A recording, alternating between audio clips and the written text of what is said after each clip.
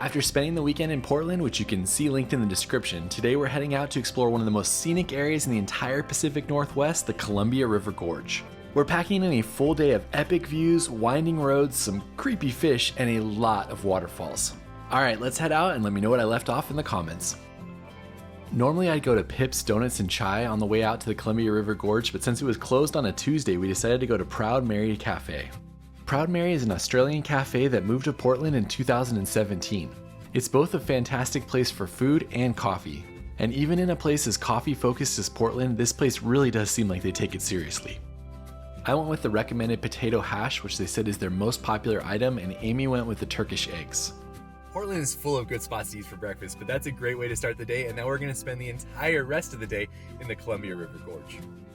From Portland, it's only about a 35-minute drive to the start of the Columbia River Gorge.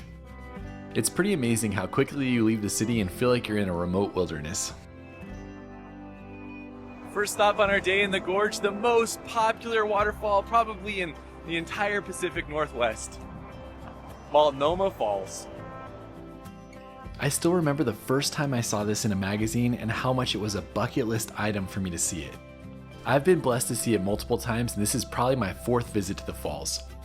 Do note that if you're going in the summer, you have to get a timed reservation ticket in order to access it. I recommend doing that far in advance as a lot of people visit this waterfall and it can easily sell out. And then from the parking area, it's only about a 5 to 7 minute walk up to the main overlook. Once you make it to the viewing platform, you'll be looking at Oregon's tallest waterfall, which cascades a total of 620 feet in 2 tiers. Of course, it's more impressive in real life than it is in photos, and note that you won't be the only person at the viewing platform. This is my 5th time visiting here, and I'm always blown away by how beautiful the waterfall is. Also, it's not too busy yet. We're in the 10 a.m., so it opened at 9 a.m. We're in the 10 a.m. one, which is a good time to be here and get some good pictures, and it's not too busy like it is in the summer. One of the benefits of the reservation system is that it does control the crowds. That plus the parking area, which can easily fill up, and you might have to wait for a spot even if you have a reservation. After taking in the viewing area, you're going to want to take the 10-minute hike up to the Benson Footbridge. There's a decent amount of people waiting for the bridge though. I guess when I said it wasn't busy, it was because everybody was up here. This iconic bridge was built in 1914, so it's been in photos for over 100 years, and it sits about 100 feet above the lower cascade. Be sure to smile as you cross the bridge and are looking back down, as you'll surely be in hundreds of different people's photos. The trail continues from the bridge, and you can hike about 3/4 of a mile to get to the top of the waterfall. We had a lot to do today though, so we skipped that on this trip and we just went to the last bend where we could get another view of the waterfall before heading back down. You can really appreciate how powerful it is when you're this close, and you can feel the mist. Alright, now we're heading back down to explore more of the gorge. One of the things I love most about this waterfall is how accessible it is to all different people and ages. I love that I've been able to take my kids here with a stroller. You see people in wheelchairs, and I just think it's cool. You don't have to hike 10 miles to see such an amazing waterfall. Alright, a couple notes about Multnomah if you're gonna go. Be sure to get your timed entry ticket in advance online. They definitely sell out for the summer weekends and things like that. And if you want to come earlier, it's the best for finding parking because the timed entry doesn't guarantee that there'll be a parking spot here for you. So now we're actually going to backtrack because of the timed entry ticket and go do some things that I would have normally done on the way here. If you're driving through the Columbia River Gorge, something that's a little confusing is the exits off the main freeway. And that's where most of the other waterfalls are, so it can easily take 15 to 20 minutes to get from Multnomah to only a mile or so away, just because you have to get back on the freeway, get off in a different place, get back on again, and then head back to where you can take an exit. For us though, we headed about 15 minutes back and got off on the winding road to make our way up to the Vista house at Crown Point. Sitting 700 feet above the river below, this spot was built between 1916 and 1918. It was originally built as a rest stop and a memorial to Oregon pioneers, and inside now you can find restrooms and a small museum. My favorite part about this stop though is how beautiful the views are in both directions over the Columbia River Gorge. Well, that's a little anticlimactic. It's only open on the weekends normally, but it's under construction, so it wasn't as cool to see, and it's a little bit hazy, but you can get some great views up here if it's clear. Now heading on to some more waterfalls. From here, the road descends into what I would only describe as a waterfall paradise. There are over a half dozen waterfalls along this small stretch of road, with most of them being right along the road itself. Definitely not a lot of parking here. We got lucky to grab a spot, but this is a short hike. It's only about 30-40 stairs up to get to the viewpoint. This is Latourell Falls, which is another amazing waterfall in the gorge that plunges about 225 feet into the basin below. So the upper is good for the overlook, but when we were up there, we could see a lower trail. That's what we're doing now, because you get a lot closer to the falls and maybe some better views.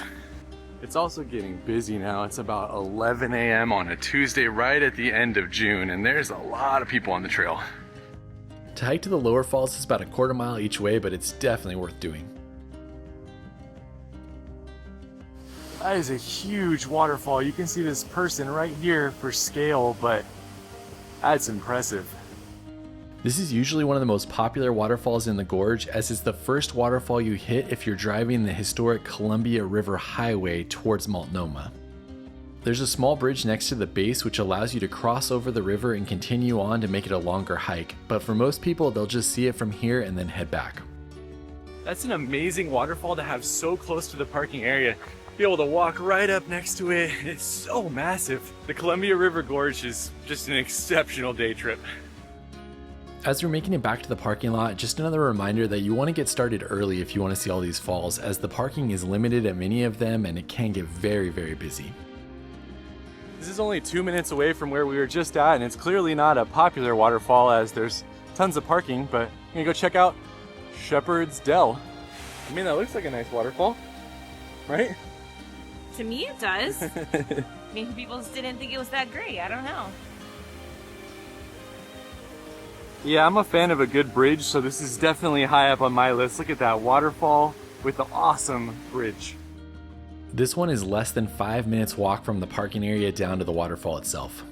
This is the end of the trail right here, which is not as exciting, but the view from back that way on the bridge is incredible. The waterfall is actually pretty big when you see it from afar, but when you get down close to it, this part is pretty small. That being said, looking back towards the historic Shepperd's Dell Bridge, which was built in 1914, is pretty amazing. And then it's pretty mesmerizing as you're walking up and you get a view of the bridge with the waterfall below it. Don't sleep on Shepperd's Dell Falls, that one's epic. After leaving the falls, you go by this massive rock, which really helps you to understand the engineering it took to build the road up on the walls of the gorge like this. Next up, Bridal Falls, and luckily there were spots in the parking lot for this one as well. I can't imagine trying to do this on a weekend in the summer. I think it would be pretty brutal. Definitely do the trolley. There's actually a hop-on, hop-off open-air trolley which will take you to many of the different waterfalls you're seeing in this video. I don't know a lot about it, but I have to imagine it'd be a pretty cool way to explore the area. The hike down to Bridal Falls is a little bit longer than a half-mile round trip. That being said, it goes downhill pretty much the entire way to the falls, and it's about 120 feet of elevation to get back out. These views just keep blowing me away. Look at the light and the moss on the trees, and the waterfall. Amazing. There's an elevated wooden platform here which allows you to look out towards the two-tiered waterfall. It's definitely an impressive one, and it drops about 120 feet in total.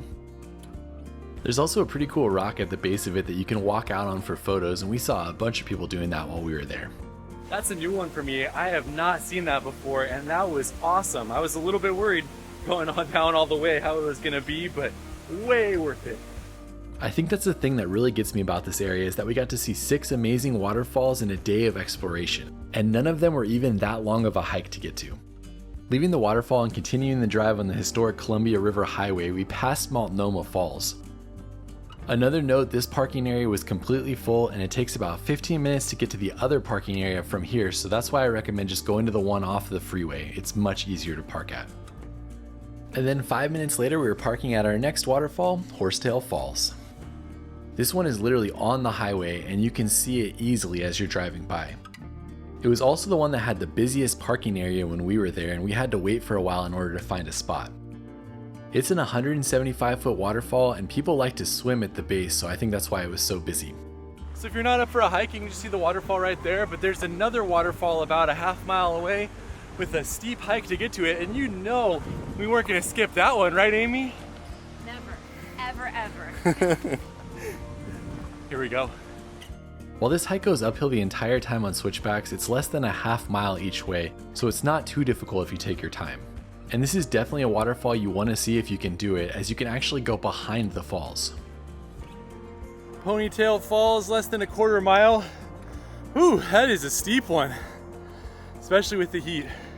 We've come far up from the road down there, and then we're gonna be going across the waterfalls back behind there.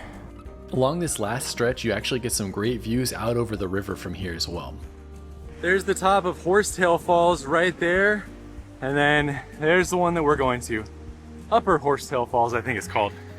This waterfall is referred to as Upper Horsetail Falls, but many people call it Ponytail Falls. Of course, the coolest part is that there's a big cave behind it, and you can actually go all the way behind the waterfall itself. It falls around 100 feet, but it feels very dramatic as it goes away from the rock face and into the pool below. How cool is that? You can see Amy right there underneath the waterfall. It's awesome. I love how you can walk right behind it. This waterfall is a favorite for photographers, as you can surely tell from these clips, and it was a favorite for people who were wading in the water below. I don't know, outside of Multnomah, that might be my favorite. I thought the bridge one was gonna be my favorite, but this is next level. Walking back into the cave, I thought the view behind it was amazing, as it kind of looked like an eye. We're saying goodbye to the waterfalls and we're heading on to explore a different part of the gorge and hopefully get something to eat if you're Amy. Please? I'm ready to eat lunch now. Check out these views on the way back down, and remember that this is only about 45 minutes away from Portland.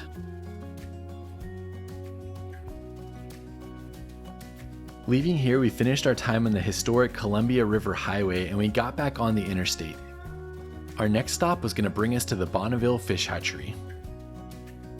I think this is a cool stop, as it's Oregon's oldest and largest fish hatchery, and it was founded in 1909. Wow, those are some big fish. It was originally designed to boost the salmon and trout populations in the Columbia Basin, but now it breeds multiple species and you can see many of them through the public viewing tanks. Our favorite was definitely the white sturgeon viewing area. I told Josh that they looked prehistoric, and then the sign says they are from the Jurassic era, so it is a dinosaur fish. That's Herman. He's 85 years old. I'm in shock. It looks like a shark.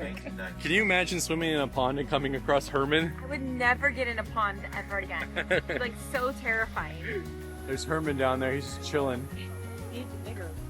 There's a lot to explore here, especially for families, and there's even a few areas where you can feed different types of fish. If feeding them is something that you want to do, be sure to bring a quarter, as that's the only way to get fish food. I have to say, it's pretty crazy to see them battle for the food when you throw it in. It's hard to see because of the netting, but there is millions of fish in there.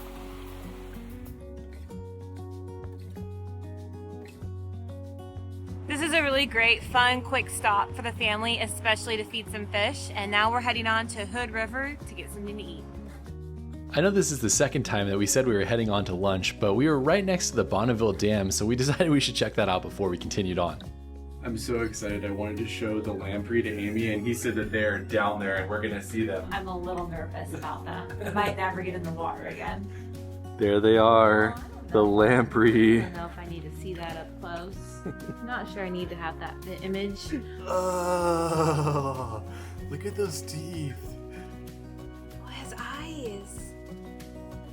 It's funny because they kind of look friendly, so it's like, hey, what's up, guys? And then you see it's like, ah, I'm gonna bite you with my massive vampire teeth. I feel like I'm being more freaked out the longer I stare at it. There's like 100 of them over there, but just not on the window. Fun fact about lampreys is that they've actually existed for millions of years, and they supposedly predate the dinosaurs. Their round mouths and sharp teeth allow them to cling to rocks or prey, drinking blood from the fish that they attach to. Of course, there's other fish to see here, and this is the historic fish ladder, which is just cool to see. I don't know, when I see Lamprey, that makes me hungry for some pizza. Let's go eat.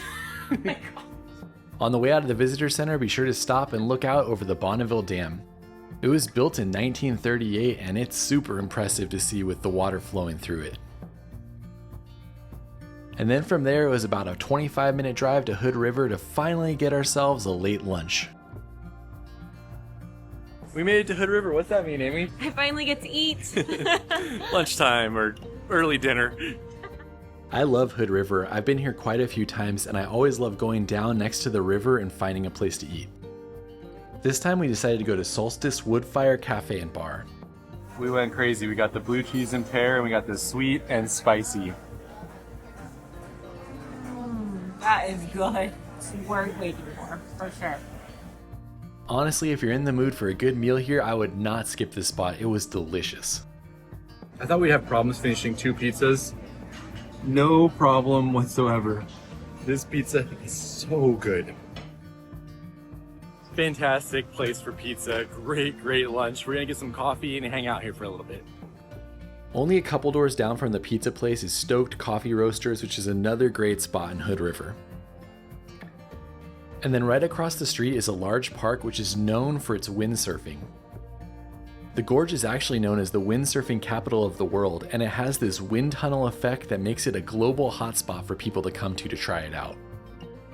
Every time I'm here, I love just grabbing a cup of coffee and walking over and sitting along the water and just watching people try it. One of these days, I think I'm actually going to get in the water and try it myself, but this wasn't the time for me to do that. Also, check out this guy who did this massive aerial while we were sitting there and watching. I mean, if that doesn't look like an incredible adrenaline rush, I don't know what does. Lastly, if the coffee and pizza didn't hold you over and you want to try some beer, Ferment Brewing Company is right along the same street, and they have a second floor patio that allows you to get some tasters or some food and just sit and look out over the river. It's basically the perfect way to end your day along the Columbia River Gorge. We were planning on doing one more stop, but the day has got the best of us and it's about an hour and 20 minutes back to Portland. Amy, what was your favorite thing we did in the Columbia River Gorge today? I love seeing Multnomah Falls again and learning what a lamprey is. The nightmare fuel fish. I think probably my favorite was being able to go behind that one waterfall. That was so cool, and I had never done that before, so it was fun to do it. If you want to explore more Portland, you can check out our Portland video up here, and we'll see you on the next one. Bye.